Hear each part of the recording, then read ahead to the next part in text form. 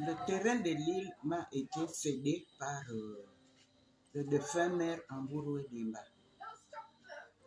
Nous avons travaillé ensemble au ministère de l'Éducation nationale quand il était secrétaire général. Et moi, j'étais la secrétaire particulière de feu Monseigneur Jérôme Okinda. Je l'ai chahuté, j'ai dit, mais enfin, quand même, si tu viens chez moi à Koulamoutou, tu penses que tu peux chercher la terre, si tu en as besoin, je te donnerai parce que mes parents ont des hectares. Mais je suis chez toi, tu ne peux même pas me trouver un terrain. C'est ainsi qu'il m'a dit, oh Flavienne, toi aussi, tu as vraiment besoin d'un terrain? J'ai dit oui, j'ai besoin du terrain. Et j'avais ma voiture. Nous sommes, ça se passe au charbonnage.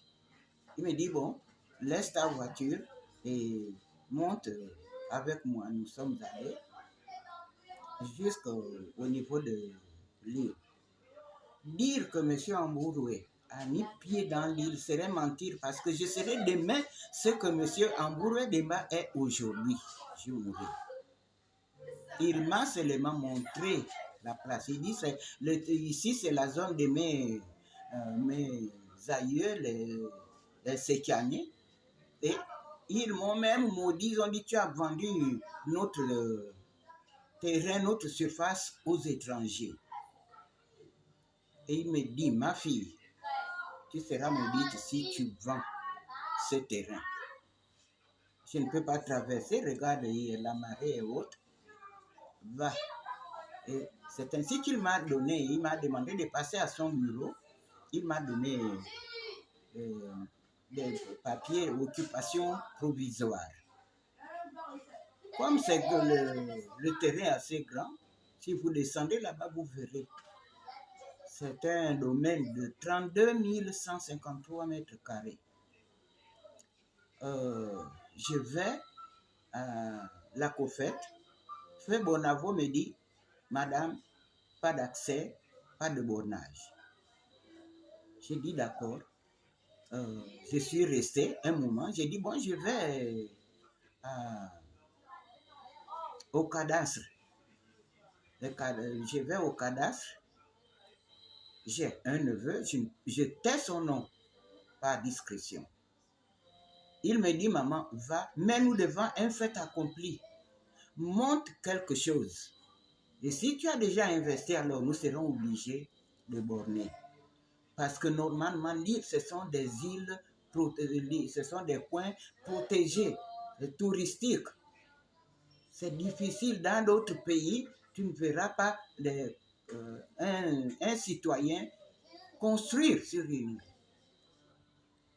Donc, j'ai fait appel à un des leurs qui a fait tout le tracé, tout, plan de situation, plan de délimitation.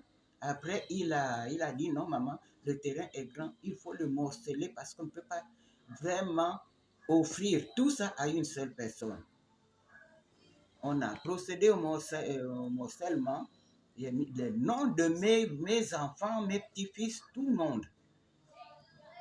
Et un jour, j'apprends parce que monsieur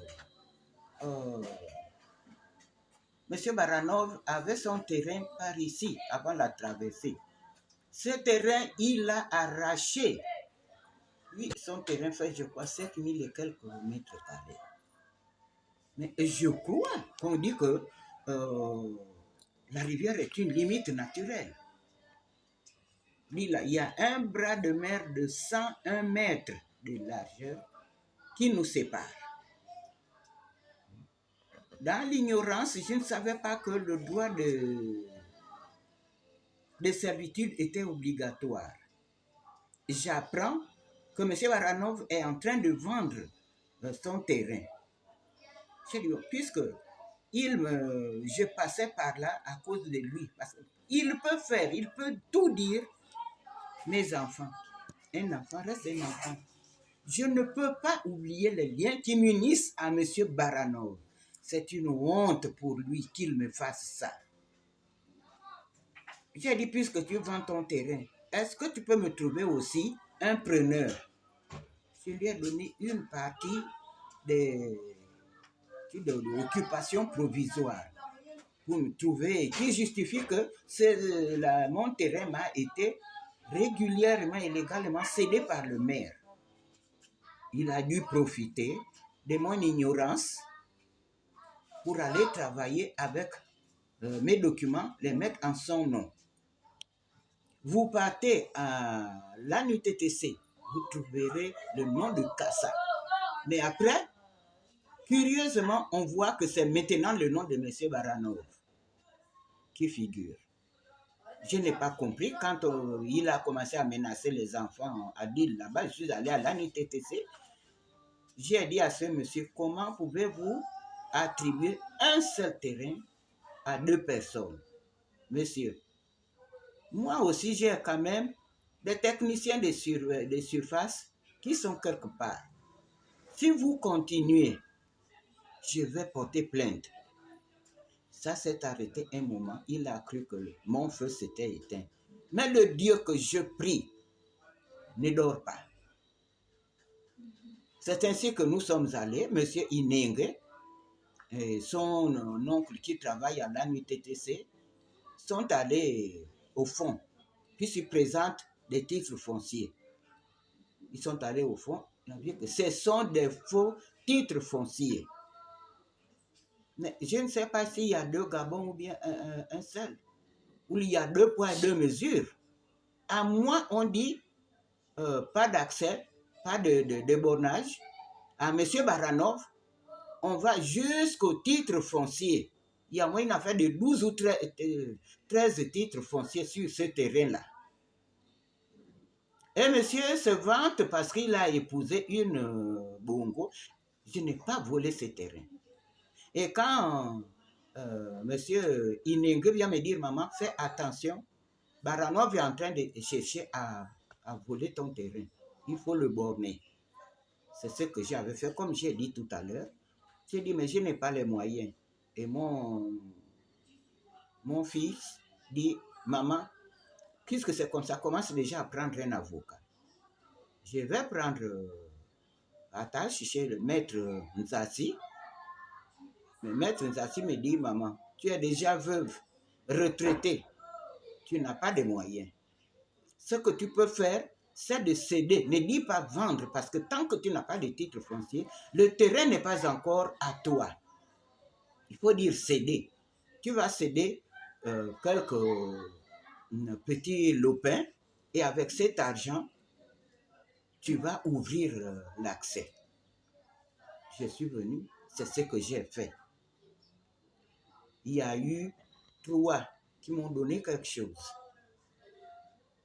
Nous avons commencé, vous allez descendre là-bas, vous verrez le travail que les enfants ont fait. Il faut vraiment être sorcier pour agir ainsi. C'est même ce qui décourage les habitants là-bas pour terminer maintenant le pont pour voitures. Les enfants ont fait une petite passerelle. Mais c'est curieux. Comment Baranov peut dire que c'est d'abord terrain ancestral, après il achète encore son terrain, je lui vends encore son terrain ancestral. C'est ce qui me fatigue, mes enfants. Je suis vraiment fatigué.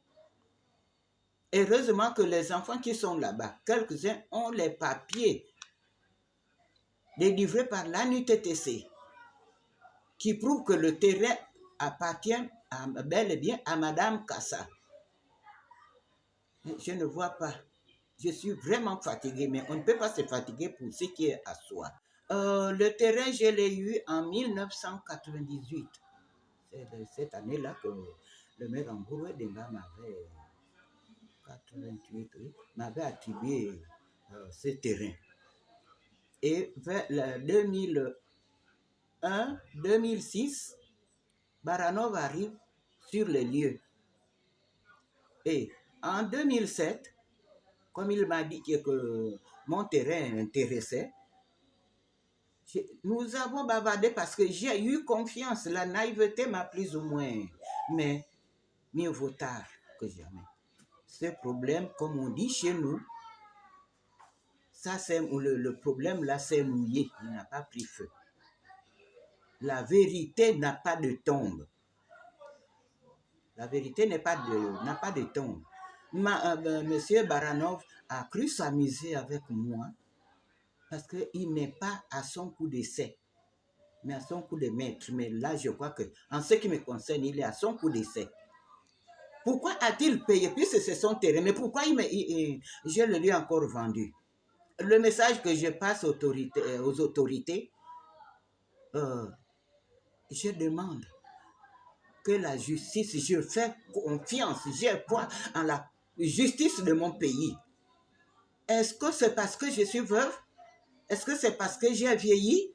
Est-ce que c'est parce que je suis pauvre que M. Baranov va me piétiner? Je veux voir la vérité, je veux voir la justice de mon pays. Que justice soit faite. Je n'accepte pas, je demande aux autorités de ce pays, s'il y en a qui ont pitié, s'il y en a qui pensent qu'une veuve, si je suis veuve, je n'ai pas tué mon mari, c'est Dieu qui l'a appelé. Je serai demain ce que mon mari est aujourd'hui. Je suis pauvre, d'accord, mes parents étaient pauvres, ils ne m'ont pas laissé un héritage que j'ai mal géré.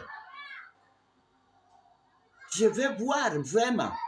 On parle sur du ministère, de la société, même madame la première dame, elle s'occupe des veuves. Je veux voir comment on s'occupe, comment on protège les veuves. Parce que le Dieu que j'ai pris a dit, n'essayez pas de toucher les veuves, ne touchez pas les orphelins. Je demande justice, que Baranov nous laisse tranquilles.